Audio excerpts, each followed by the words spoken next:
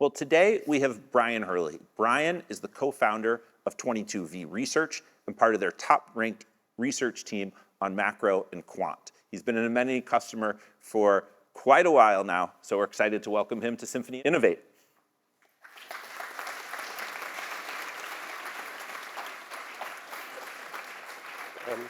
Good to meet you. Yeah. All right.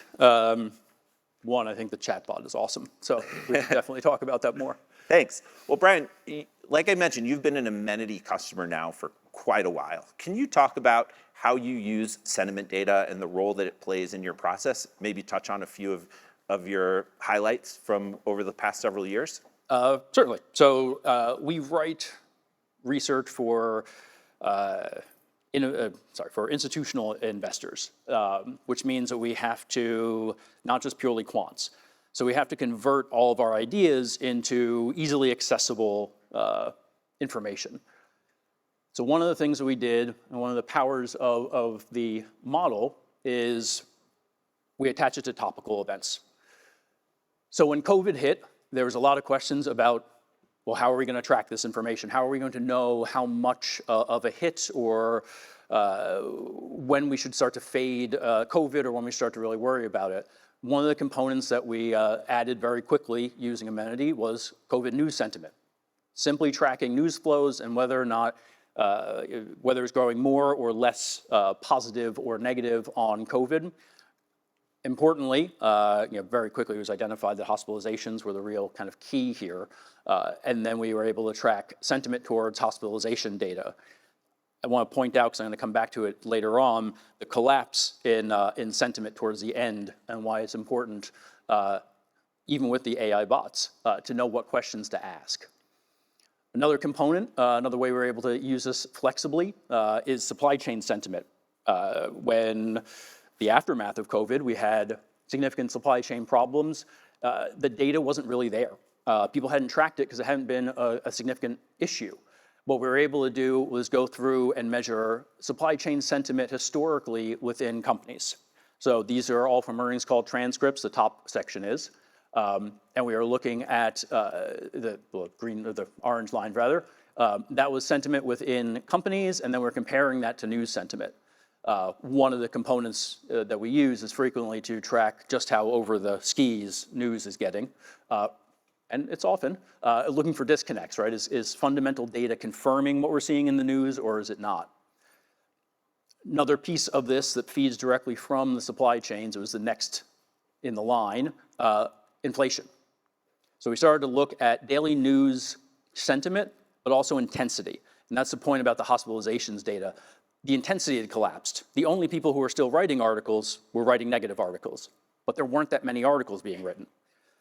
Same thing with inflation sentiment. It wound up very negative, but only after the intensity of those, the focus on sentiment started to fade.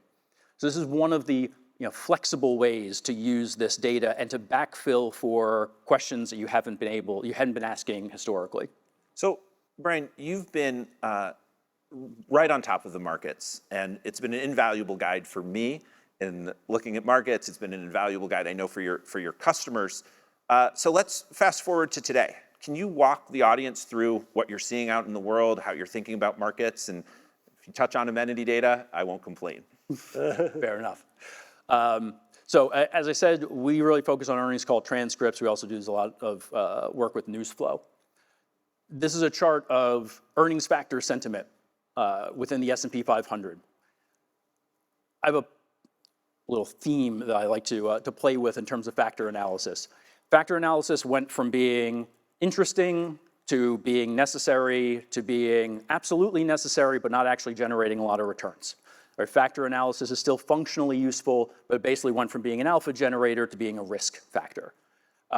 Earnings sentiment and general sentiment scores we think of as still being alpha factors. These are things that are outside of the normal scope of what analysts are looking at. It's picking up on changes in tonic levels of sentiment within companies. Earnings were surprisingly strong this last season, and earnings sentiment turned higher 2 quarters ago. It was already telling you that this was going to start happening. We just knew it in advance. This is breaking it down one of the uses of it. We can look at it across sectors, how it's changing. This is quarter-over-quarter changes. We can also look at it at the factor level. And I think this is very important. People look at factors and say, okay, well, I want to own value, I want to own growth. The question is, how is that factor evolving over time? This allows us to track sentiment within factors and then to further isolate. I want to have quality names, but that don't have deeply negative earnings sentiment. And then we're going to get into the final piece, and I'll run through this fairly quickly. The polarity and the intensity of mentions. One thing that came out of this earnings season, earnings were better. They weren't better because people were getting positive. They just got less negative. They were taking out the left tail risk, right? The risk that we're going to collapse has fallen. We also looked at cost sentiment. It's one of the measures, one of the understandings or way that we understand whether or not inflation expectations are accurate and whether or not it's helping with profitability. It has been decreasing. That helped us understand that earnings were going to beat. Margin commentary, that's forward-looking ideas versus trailing. That also trending higher, broken down by sectors. And this is the real big point for this period. Financing sentiment at the S&P level, liquidity sentiment at the S&P level. It got worse. It didn't collapse. 3 months ago, everybody told us the banking failures were the beginning of an immediate deterioration in credit. Even within the financials, yes, it's all gotten lower. It's just still very strong. And the same thing for liquidity sentiment within financials. The one place where it is deeply negative and concerning is workforce sentiment. That whole last tick down is all tech. So something to keep in mind. What I love about this is that we live in a world where narratives get put forth through the press, and it's so hard to cut through the noise to actually find the meat, what really matters. And here you're able to go into earnings calls and extract out specifically what you need, whether it's around liquidity, whether it's around margins, whether it's around workforce, and really understand, again, at that granular level, 10,000 earnings calls per quarter are going into this data. So you're really able to develop those deep insights and provide a very insightful view into what's going on in the markets. Awesome. Thank you, Brian. Thank you, Nate. You're welcome. It was amazing. We're very excited. We have a bright future ahead.